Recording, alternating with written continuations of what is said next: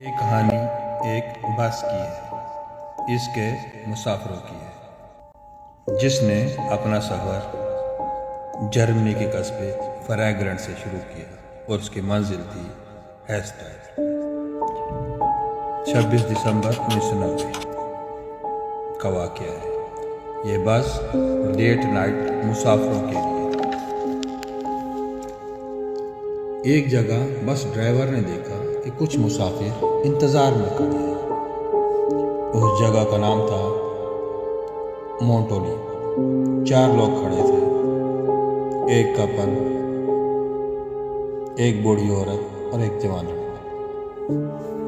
जब ये 4 मुसाफिर बस पर सवार हो गए तो इन्होंने देखा कि बस में सिर्फ 2 ही लोग थे, बस का ड्राइवर और कंडक्टर। कोई तीसरा मुसाफिर नहीं था। मियाँ बीवी ड्राइवर की पीछे वाली सीट पे बैठ गए। बूढ़ी औरत और वो जवान लड़का दरमियान में आमने सामने वाली सीट्स पे बराजमान हो गए। इस वक्त तकरीबन रात के 2 बजे का वक्त था और ये बस की आखिरी शिफ्ट थी। इसके बाद बस अपने स्टैंड पे पार्क होने वाली थी। सामईन, बस के सफ़र के दौरान सड़क पे बहुत ज़्यादा धूप थी। ड्राइवर ने फुल लाइट्स ऑन की हुई थी, लेकिन उसको बमुश्किल चंद मीटर ही दिखाई दे रहा था, बल्कि शायद इससे भी कम। इस चीज़ को फील करते हुए ड्राइवर ने पैसेंजर से मशवरा मांगा कि हमें हाईवे ले लेना चाहिए, क्योंकि हाईवे पे विजिबिलिटी अच्छी थी। लेकिन जो 2 मुसाफिर मियाँ बीवी थे, इन्होंने ड्राइवर से कहा कि हमारा घर इसी छोटे रास्ते पे है और अगले टर्न पे हमारी मंजिल यानी हमारा घर है। सो ड्राइवर को वही छोटा यानी धुंध वाला रास्ता इख्तियार करना पड़ा और फिर अगले टर्न पे मियाँ बीवी बस से उतर गए। अब बस में 4 लोग बचे थे, ड्राइवर, कंडक्टर, बूढ़ी औरत और जवान लड़का। बस के बाहर रोड पे गुप अंधेरा था, एकदम सन्नाटा। किसी चीज़ की आवाज़ नहीं आ रही थी, एकदम खामोशी। सिवाय बस के इंजन के कोई आवाज़ नहीं आ रही थी और ये 4 लोग भी खामोश बैठे थे। बस कंडक्टर खामोशी से अपने हाथों को देख रही थी और ड्राइवर अपनी नज़रें न नजर आने वाले रोड पे जमाए हुए था। बूढ़ी औरत खिड़की से बाहर देखने की कोशिश कर रही थी और जवान लड़का खामोश बैठा अपने घर आने का इंतज़ार कर रहा था। इतने में अचानक ड्राइवर ने इमरजेंसी ब्रेक लगा दी और बस एक जोरदार झटके से रुक गई। नौजवान लड़का ड्राइवर पे चिल्लाया कि तुमने बस एक दम क्यों रोक दी इस सर्द और अंधेरी रात में। ड्राइवर ने बाहर इशारा किया कि सड़क के बीच में ऐन बस के सामने 3 लोग खड़े थे जो बस पे सवार होना चाह रहे थे। अभी ड्राइवर और जवान लड़का आपस में बहस कर ही रहे थे कि वो तीनों लोग बस में सवार हो गए और इन तीनों को देख के बस में मौजूद 4 अफराद खौफजदा हो गए और डर गए। डरने की वजह इन अफराद की वजह से नहीं थी, बल्कि उनके लिबास की वजह से थी। इन लोगों का लिबास बहुत पुराने किस्से कहानियों या यूं कह लें कि सदियों पुराना लग रहा था और बहुत मट्टी मट्टी हो रहा था। ऐसे लग रहा था कि लोगों ने साल साल से लिबास नहीं बदला है। एक और बात, इन तीनों में से जो बीच वाला आदमी था, इसने बाकी 2 का सहारा लिया हुआ था।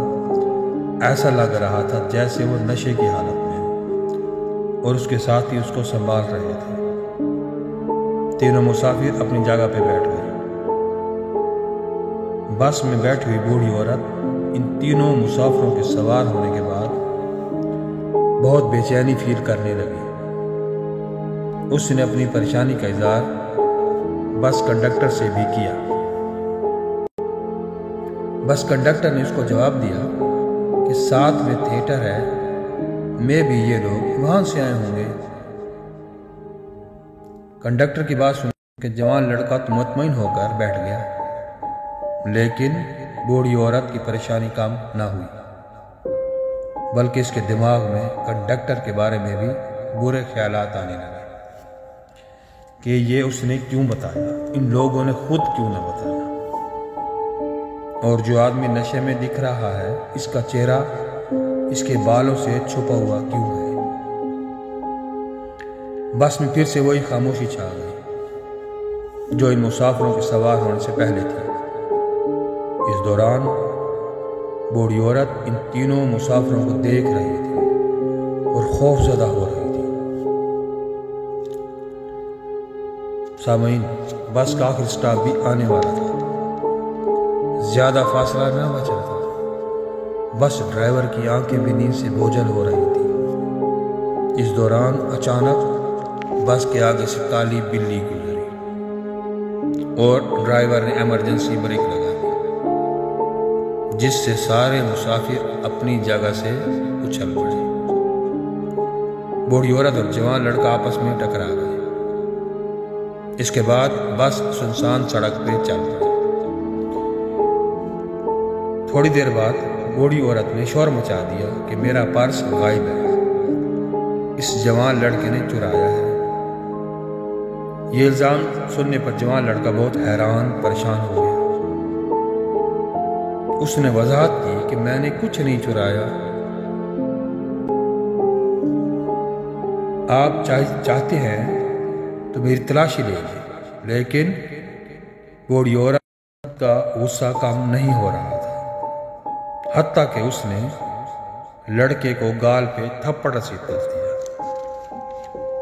जब बस ड्राइवर ने ये सारा ड्रामा देखा तो उसने बूढ़ी औरत और जवान लड़के को बस से उतरने को कहा कि आप दोनों बस से उतरकर करीबी पुलिस स्टेशन जाकर अपना मसला सॉल्व करो। बस से उतरने के बाद जवान लड़का डर रहा था कि अब उसे पुलिस स्टेशन जाना पड़ेगा, लेकिन बूढ़ी औरत मुतमईन थी। इस दौरान जब बूढ़ी औरत जवान लड़के से झगड़ा कर रही थी तो इन तीनों मुसाफिरों में से जो एक नशे में था उसकी हंसने की आवाज भी बूढ़ी औरत को आ रही थी। बस से उतरने के बाद जब बूढ़ी औरत जवान लड़के को पुलिस स्टेशन ले जाने की बजाय उससे आराम से बात की तो वो लड़का हैरान हो गया और उससे कहने लगा कि आपने ऐसा क्यों किया। तो बूढ़ी औरत ने उसको बताया कि असल में आपको मेरा शुक्रगुजार होना चाहिए कि मैंने आपकी जान बचाई। फिर उसने लड़के को बताया कि वो जो तीनों मुसाफिर थे मैं शुरू से उनसे खौफजदा थी, पता नहीं क्यों, लेकिन जब बस अचानक रुकी और मैं इनको देख रही थी तो बीच वाला मुसाफिर उसका चेहरा ही नहीं था, वो एक भूत था। और जब मैंने तीन लोगों के पैरों को देखा तो इनके पैर उल्टे थे। तो इसी वजह से मैंने अपनी और तुम्हारी जान बचाने के लिए यह ड्रामा क्रिएट किया। ये सब सुन के लड़का इस बूढ़ी औरत का बहुत ज़्यादा शुक्रगुजार हुआ, लेकिन इसने अपने खदशे का इजहार किया कि हम तो बच गए, लेकिन हो सकता है कि बस ड्राइवर और कंडक्टर की जान को खतरा हो। हमें जल्द से जल्द पुलिस स्टेशन इत्तला करनी चाहिए। इसके बाद दोनों पुलिस स्टेशन गए, पुलिस को सारी बात बताई, लेकिन पुलिस ने इनकी बिलीव नहीं किया और इनको वहां से जाने को कहा। दोनों वहां से चले गए कि हमने अपनी कोशिश कर ली। सामईन, नेक्स्ट डे ये रिपोर्ट लिखाई गई कि बस नंबर 436 अपने ड्राइवर और कंडक्टर समेत गायब है।